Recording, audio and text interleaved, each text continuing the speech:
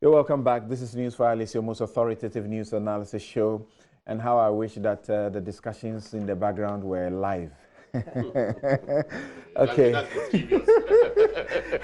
So that's mischievous. He knows why I'm saying that. He has some information, but he won't share with you in due course. Now, if anybody has to say anything briefly before we move on to the missing helicopters and the Atuabo project plant bloated by 40 million? Yes, I want to appeal to my colleague in Parliament that we should move this discussion beyond, even if there's an appearance of an inference of witch hunting, we should move beyond that. If we politicize it, we cannot make progress. To refer to 2001 and say that there's a certain strategic configuration to try people in the media, to what end? Because the facts are there now. The figures being mentioned are huge. The facts are not there. Where is $1.5 million? That's what we are saying. The facts are not there. Where is $1.5 million? If you come to the conclusion that $1.5 million has been taken by the state, you proceed to court. Okay, so hold on. That's what rule of law is about. Please, Honorable Minister, hold on. We have all at this table agreed today that the best approach in this fight is to institutionalize it. And if we are institutionalizing the fight, we are asking the relevant agencies to use the relevant legal frameworks backed by the political will of the sitting president to go to the end of these matters. Okay. Why do we then go back and think and infer that the current government is trying to use political witch hunting? You know, if we do that, we hobble the fight at the inception. So don't create the perception. We haven't created that perception. The trial in the media and judgments by the Court of Public Opinion are not peculiar to this era. Yes, they are not. We've all done it. Right. I sitting here have been guilty of that. I think that we have to allow that. You can't take it away. It's a confession. Oh yes, but look, it was worse. It was worse. You get information that incensed you. Yeah, let me tell you. But that is why the state institutions must be allowed to work. The media so we respect the fundamental rights of people. Sorry, let's quickly was finish. worse in the 70s. It was part and parcel of what led to the explosion of June 4th. So let's not think it's restricted. And June 4th was worse because they could even, like the people suggested, they could march to your home. The demonstrators. Yes. Under 31st December, people seized churches, mosques, lodges, factories. Yes. Have you forgotten?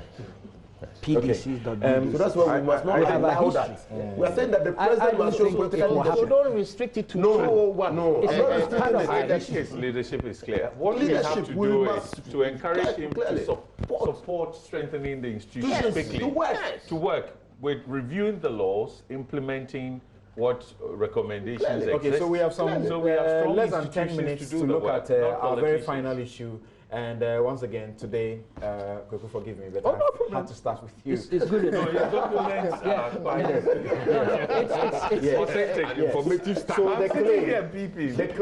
the claim that 3 choppers, helicopters bought for purposes of surveillance or whatever purposes by the gas company cannot be found, bought at 150 million.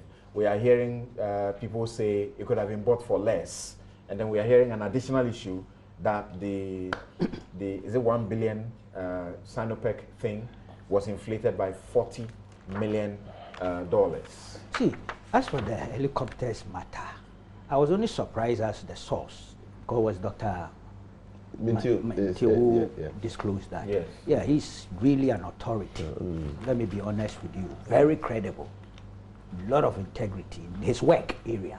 And I have huge respect for him. But I was surprised because I think that really sounded more of an absurdity to me. And a little double check could have helped all of us. Those helicopters are not missing. They are available.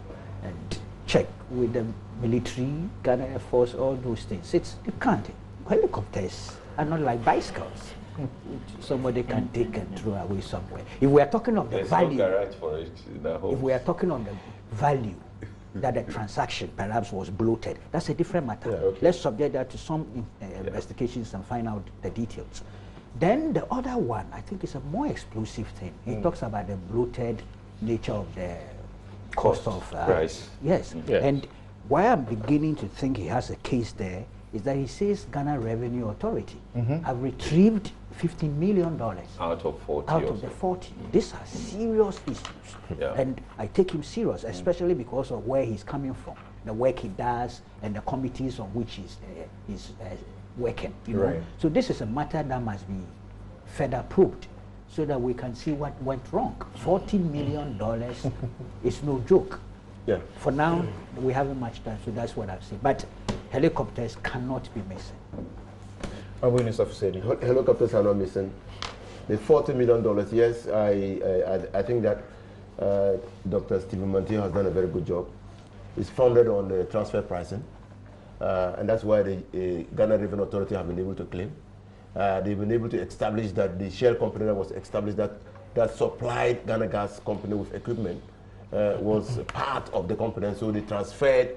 They sold the equipment to Ghana Gas Company higher than what prevailed on the world market, and the cumulative net value of the monies they made in addition was about 40 million.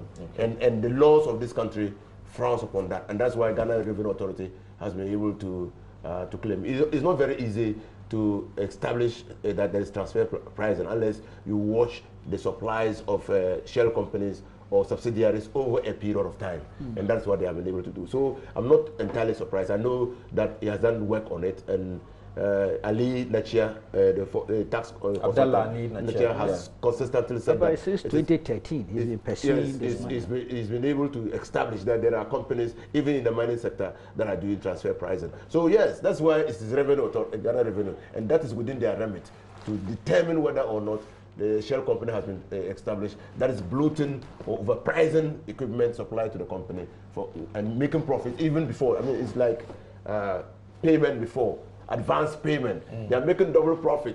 They take the money, make profit on the equipment, and when we are repaying, we get them interest, and then they also work with the companies and get profit. So they are just making a lot of interesting, and we give them a lot of tax holidays or concessions, so to speak. Yes. Now, that's another issue. And some of your messages coming on the issue before this one about Dean of the Gimpa Law School saying that even if there's a contract, it may be null and void because it didn't receive parliamentary approval. I was just suggesting, pointing out something I have read from the processes to my guest here, that if you read, there's no contract between NCA and the Israeli company. There's a contract between the local company and NCA, and a contract between the local company and the Israeli company. So the issue of parliamentary approval doesn't look like it comes in at all. Very, very interesting. Right. Yeah. Now about the Charitable project and the helicopters. So there's no garage. You know. I think we should be serious, everybody on both sides, in supporting the president to do a good job on this canker that has been the cause of coups and revolutions, and many parties have lost power on the perception of corruption. Yes. And here we are in a situation where I think for the first time, if you move away from the revolutionary days, that you're looking at an elected leader saying, I'll look at this problem squarely in the face and pursue it. But how do we help him? You see, and I think when such things like helicopters are missing and it's seen as, oh, just a political thing and so on, it undermines the integrity of the process of establishing the facts. Okay, but corruption ought to be thoroughly and professionally investigated and penalized, and the institutions should be strengthened to do that job. Yes. Because I think we're dilly-dallying and playing politics and laughing, but it's affecting the lives of people. The majority of our citizens, healthcare, education, jobs, people are hungry, and you know, the anger will spill over to the elites, and it will not be a political color. It is just a perception of who you are, what work you do, how you dress, where you know, what you drive, and it will be nasty. So I think we have a historic opportunity. Let's put ideas forward. And I think one of the areas that I think the president could act in strengthening the institution, because that's the critical task before him. We have one of the requirements of the willpower, a courageous leader who says, I want to do this. I'm looking at President Xi of China, and how he's set out fighting corruption in a system, and the progress is made. But the second thing is that we also need strong institutions, and our institutions from Galamsey and all the cases we've looked at, even this NCA contract, you know, are in some serious banana state. Okay, and the contradictions, and so sometimes you wonder, is this state business being done? But there are civil servants, there are public servants, there are rules and procedures, and a relationship. Their relationship with politicians, you know, is also part of the problem. How the politicians relate to them and allow them the space to do their work. Let me give you about 2 minutes. Can we punish, investigate this professionally to the point where punishment can be, prosecution can take place, and punishment can be duly meted out, and justice done? Why are we preventing that from what we do before? Okay. Yes. Before you speak, as you know, the First Lady, Rebecca Akufo-Addo, together with Otumfuo and Otumfuo Asante-Hene and the wife, Lady Julia, are helping a fundraising or holding it in Kumasi on Sunday at the Menchia Palace. And it is under the auspices of the First Lady and Otumfuo.